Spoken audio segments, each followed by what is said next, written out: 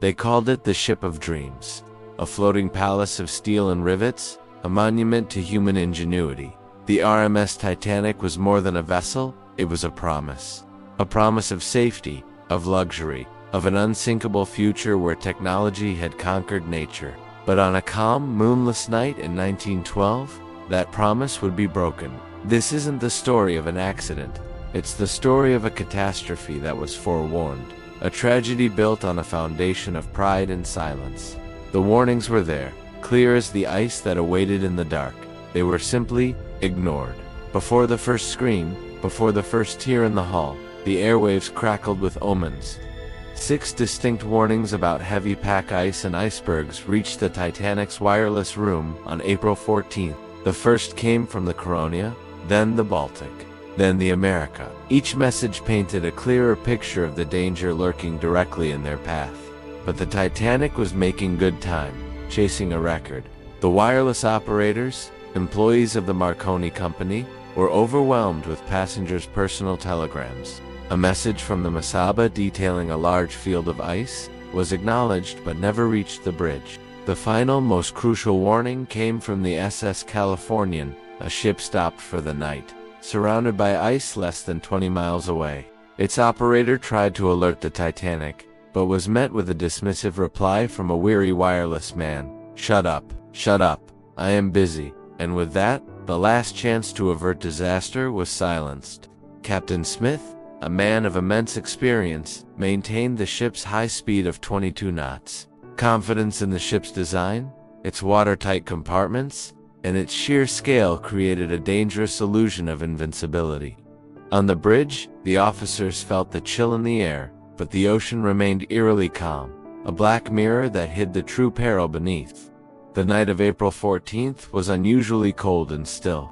The sea was like polished glass, a rare condition in the North Atlantic that made spotting icebergs more difficult. Without waves breaking at its base, an iceberg becomes a phantom, a dark mass against a dark horizon. Compounding this danger was a simple, fatal oversight. The key to the locker containing the binoculars for the crow's nest had been left behind in Southampton. The 2 lookouts, Frederick Fleet and Reginald Lee, were forced to rely on their eyes alone, peering into an endless, ink-black void. At 11:39 p.m., Fleet saw it, a shape darker than the darkness ahead. He rang the watch bell 3 times, the universal signal for an object dead ahead, and picked up the telephone to the bridge. "Iceberg, right ahead." The words sliced through the quiet of the night. On the bridge, First Officer Murdoch immediately ordered the engine room to reverse the engines and the helm to be turned hard to starboard, a desperate maneuver to swing the ship's bow away from the colossal mountain of ice. For 37 agonizing seconds, the great ship veered slowly to port. It seemed for a moment that they might just clear it, but the Titanic was too large, moving too fast. Instead of a head-on collision, the iceberg slid along the starboard side, a grinding, tearing sound that many below decks barely noticed. It wasn't a single gash, but a series of punctures and buckled plates, stretching nearly 300 feet along the hull. 6 of the forward 16 watertight compartments were breached. The ship was designed to stay afloat with 4 compartments flooded, but not 6. Deep in the bowels of the vessel, the ship's architect, Thomas Andrews, did the grim math with Captain Smith. He looked at the blueprints, assessed the damage, and delivered the verdict.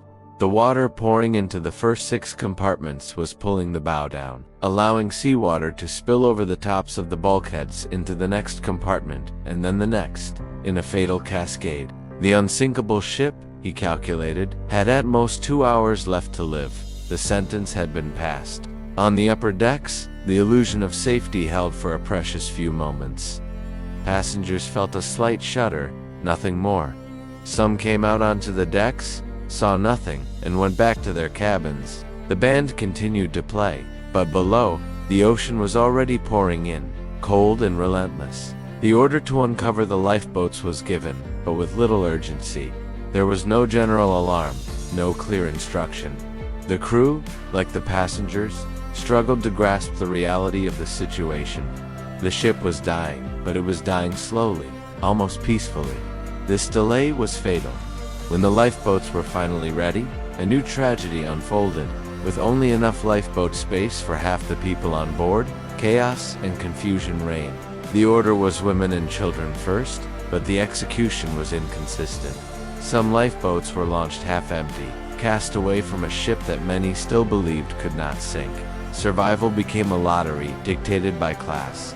First-class passengers had easier access to the boat deck, while third-class passengers were trapped in a maze of corridors deep within the ship, their path to safety blocked. As the bow sank deeper, the angle of the deck grew steeper. The calm gave way to a dawning, horrifying realization. This was not a drill. This was the end. The final moments were a descent into darkness and chaos. The ship's lights flickered and then died, plunging everything into absolute blackness. The immense stress on the hull became unbearable, with a deafening roar, like the tearing of metal, and the groan of a dying giant. The Titanic broke in two between the third and fourth funnels. The stern rose almost vertically into the air, a final, dark silhouette against the stars, before beginning its final plunge. For 2 hours and 40 minutes, the Titan had fought its fate. Now, the ocean claimed it. At 2:20 a.m. on April 15, 1912, the RMS Titanic vanished beneath the waves. For a few minutes, the night was filled with the cries of over 1,000 people freezing in the water. Then, a terrible silence fell. The ship of dreams had become a tomb. The sinking of the Titanic was not an act of God or a simple twist of fate. It was the result of a chain of human decisions, of warnings unheeded and pride unchecked.